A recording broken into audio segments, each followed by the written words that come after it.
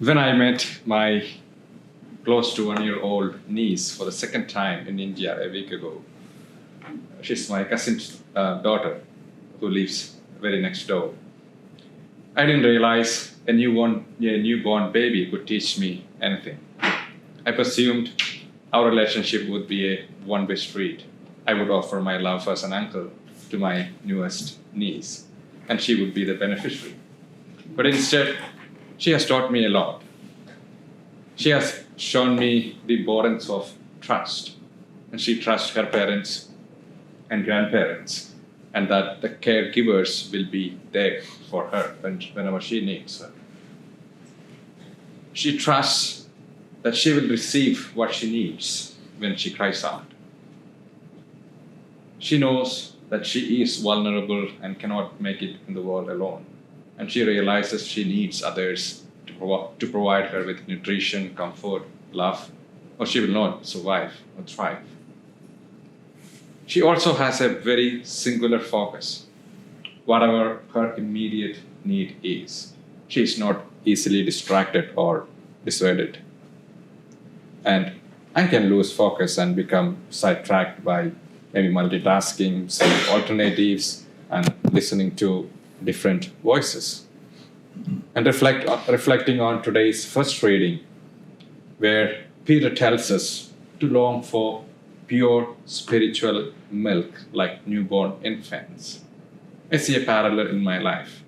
Just as my niece looks lovingly into my eyes as her grandmother feeds her the bottle filled with milk, she so desperately needs.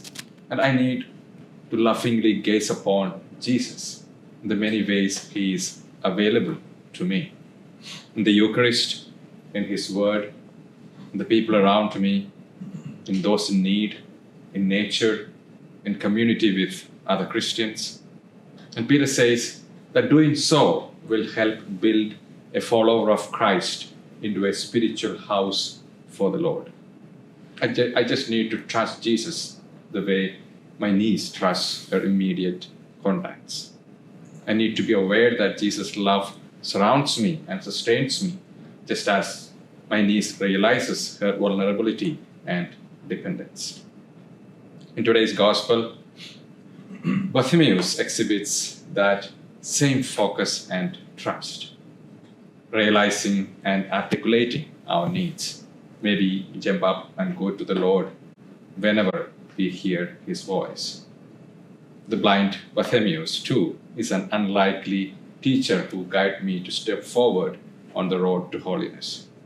He was a helpless blind beggar, but he saw what Christ's disciple of 3 years still did not see. That for Jesus, anything was impossible. The blind man also showed what I, after decades of being a follower of Christ, still don't have: the courage and determination to reach him out in faith to him.